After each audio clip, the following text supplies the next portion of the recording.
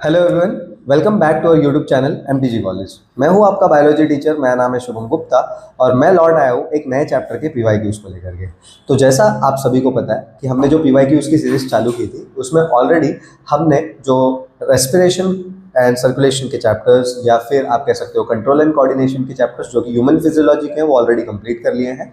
और मैं आ गया हूँ आपके लिए एक बिल्कुल फ्रेश चैप्टर जिसका नाम है, कह सकते हो कि ह्यूमन हेल्थ एंड डिसीज। उसके पीवाईक्यूज को सॉल्व करेंगे बच्चों।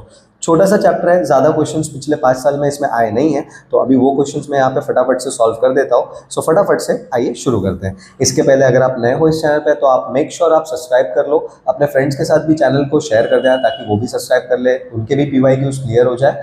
और अगर आपको कोई भी डाउट रहेगा पीवाईक्यूज के रिलेटेड जो भी हमने अपलोड किया है अभी तक, तो आप क्या कर सकते हो बच्चों, कमेंट करके पूछ सकते हो, या फिर मैं डिस्क्रिप्शन में अपने इंस्टाग्राम चैनल का जो लिंक है वो डाल दूंगा। आप डायरेक्टली वहां पर जाकर क्या कर सकते हो, जो भी डाउट है आप पूछ सकते हो। मैं स्ट्रेट फॉरवर्ड सारे डाउट्स आपके क्लियर कर दूंगा। चलिए फटाफट से देखते हैं।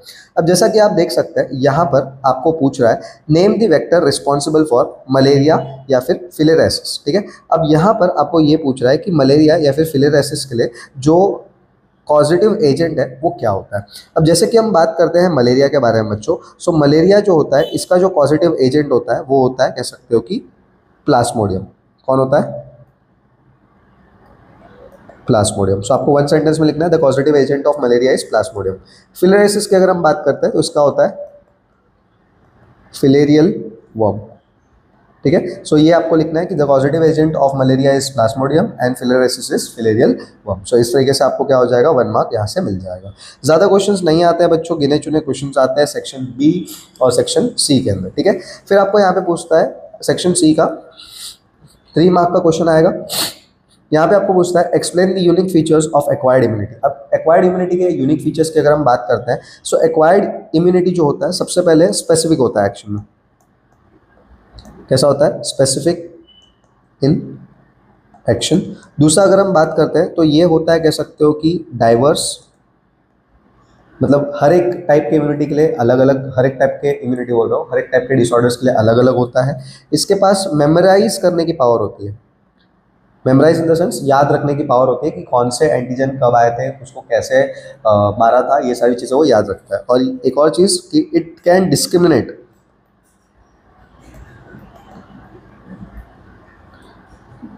Discrimination between self and non self. तो ये सेल्फ और नॉन सेल्फ में क्या कर सकता है बच्चों, डिस्क्रिमिनेट कर सकता है। तो ये आप यहाँ पर लिख सकते हो। सो इस तरीके से क्या हो जाएगा, आपको ये क्वेश्चन के भी मार्क्स मिल जाएंगे। यही चांसेस है, यहीं से क्वेश्चन बन सकता है, ज़्यादा कुछ है नहीं।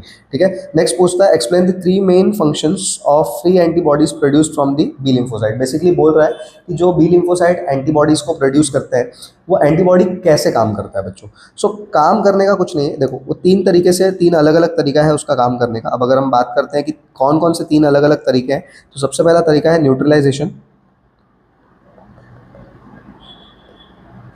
ठीक है, दूसरा तरीका है ऑप्सोनाइजेशन,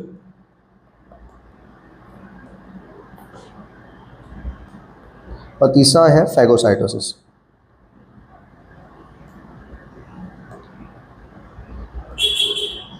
सो इन 3 तरीके से क्या कर सकता है हमारा एंटीबॉडी जो है वो एंटीजन को या फिर आप कह सकते हो पैथोजन को किल कर सकता है।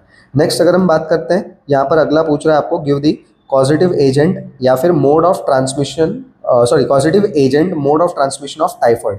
ठीक है, तो कॉजेटिव एजेंट की अगर हम बात करते हैं तो कॉजेटिव एजेंट होता है इसका सबसे पहले सैल्मोनेला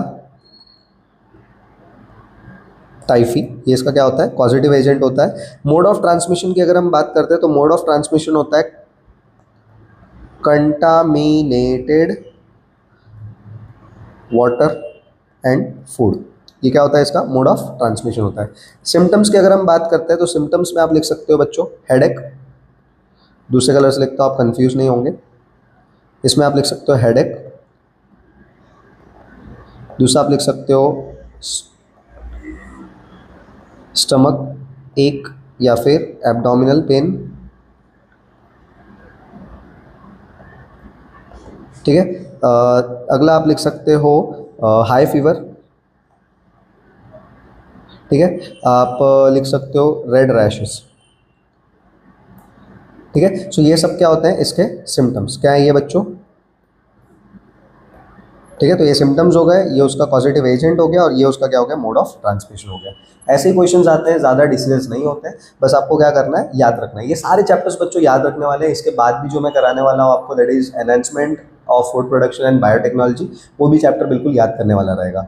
मिलते हैं आपसे अगले वीडियो लेक्चर में, तब तक के लिए कीप स्टडिंग, कीप ग्रोइंग। अगर आपने चैनल को सब्सक्राइब नहीं किया तो आप मेक श्योर करें कि आप चैनल को सब्सक्राइब कर दें, वीडियो पसंद आई हो तो उसको लाइक करें, और अगर आपने अपने फ्रेंड्स के साथ शेयर नहीं किया तो अपने फ्रेंड्स के साथ भी शेयर करें, और बेल आइकन को आप ऑल पे प्रेस कर दीजिए, ताकि आपसे कोई भी जो अपडेट्स है, जो मेजर अपडेट्स है, जो मैं पीवाईक्यूज के लिए रिलेटेड डाल रहा हूँ, अपलोड कर रहा हूँ यूट्यूब पे, वो आपसे मिस ना हो। मिलते हैं आपसे अगले वीडियो लेक्चर में, तब तक के लिए keep safe and keep study.